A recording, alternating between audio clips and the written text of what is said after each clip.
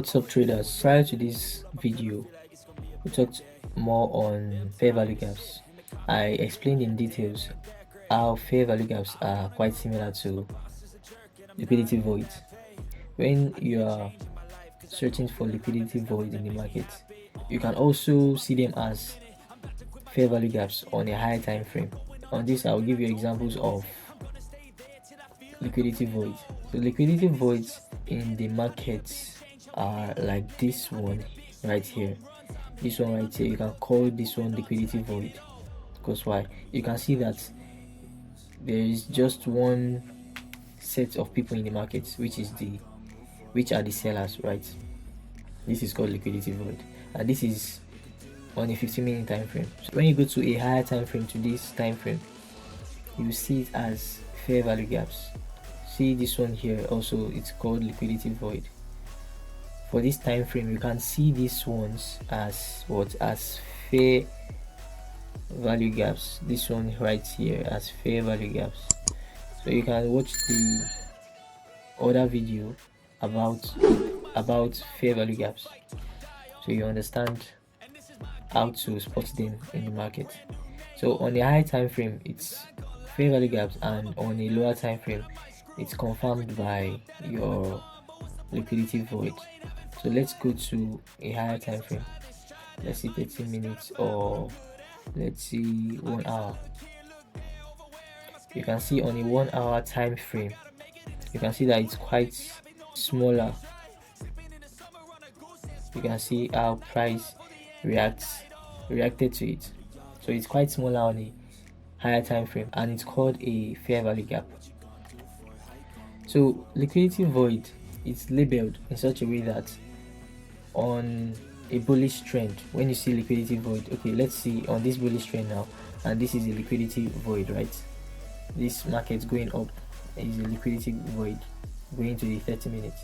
So this liquidity void is called your BC, because it's on a bullish trend. It's called a BC. While this one coming down is called a CB. Let me write it down. Let me type it. So this is BC, and this is CB. All right. So why it's called a BC and a CB is that liquidity voids like this one, this downtrend, this down candle here, is void of a buyer's market. So that's why we call it a CB, and CB means sell side imbalance, buy side inefficiency. So it's having an imbalance of the sell side. So the sell market is not having any competition, any fight with the buyer's market. So this is void of the buy side. So that is why it's called CB, sell side imbalance and buy side inefficiency. So this is a CB.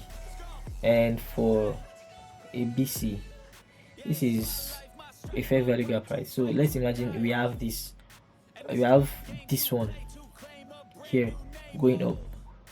We call it a BC, meaning that we have the buy side imbalance, the sell side inefficiency. So let me explain it one more time. So the buy side has no balance in price with the sell side, so it's all just going up. That is why there's imbalance of that market price at that particular time, having just only the buyers, and we have inefficiency of the sellers. So BC and CB. So we can see another BC here. So this is a BC. Drag it from the previous candles week to the next candles week on a bullish trend. Let's delete this. All right, so this is a BC. BC meaning that we have the buyer's market at this time, the buyer's market. So this is a BC. which is buy side imbalance, sell side inefficiency. You can't find any sellers here. So what market tend to do is, when this happens, the market rallies back into that frame to fill the market and make it balance. As you can see here, the BC here is balanced now because markets came here to fill it up and make the price balance. So anything that goes up must come down. So this one also, you see the markets seeing this. Okay, all this from here to here on the higher time frame is what is a BC, right? So let's see how market is filling it up. You can see market filled it with this candle here, and you can see that this candle is also a CB, sell side imbalance, buy side inefficiency, and you can see that market is coming here to fill it up again. So that's just how it is.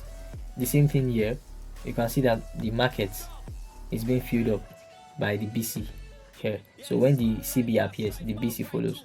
So this happens not immediately, but eventually it's going to take place because the market will want to balance that price. That market delivery has to happen. You can see it here too. You can see a run in the market price. Let's go to a higher time frame.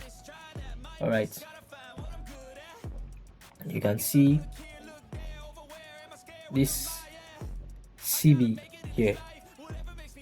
This CB here, market goes down, came up to fill it here to this spot here, but this is a trade on its own. So now you can see that there is an imbalance in price, giving it a BC that needs to be filled up. Now this price needs to be filled. So when you see a trade here and you take it, you can have it at the back of your mind that this place will be filled. So you can just take the trade from here to possibly this place. So when the market is filled, you know that the market has delivered that price. So we can go to our chart and look for this kind of market delivery. You can see it here also. This is a CB and this is a BC. Sell side imbalance, buy side inefficiency, buy side imbalance, sell side inefficiency. This market is balanced right here. Same goes here. See, market's rallying down. The market has to rally down to this spot, also. Now market is going up. Market can give you a what? Market can give you another BC here. Another BC here. So market is always balancing price. Market is going up, coming down to balance price. When market is done balancing the price, then it moves to create another BC or CB. Market is always closing the gap here. Market is always closing the gap. You can see it. So like the last video, we talked about consequent encroachment, which is the center of your fair value gap, and that also goes for your CB and BC on a higher time frame. So you can see the 50% of your fair value gap of your BC is what is called consequent encroachment. Alright, so moving on, you can go to our charts and check for these CBs. Check for the CBs that are not being balanced. Check for the BCs that are not balanced yet, and we can expect market to rally to fill it, either the buy side imbalance being balanced or the sell side imbalance also being balanced. What goes up must come down in the market. So let me delete this. Alright, so go to your charts work on your lower time frame and go to your higher time frame. If you do not see a fair value gap on your higher time frame, then it is not as powerful. But if you see a fair value gap on your higher time frame, and when you go to your lower time frame you see a BC or a CB, then that fair value gap is validated, it's legit. Be mindful of the fair value gaps you use. Are these fair value gaps shown on the higher time frame? If you go to your lower time frame and you see fair value gaps, and you come to your higher time frame which you want to trade in, you do not see these fair value gaps.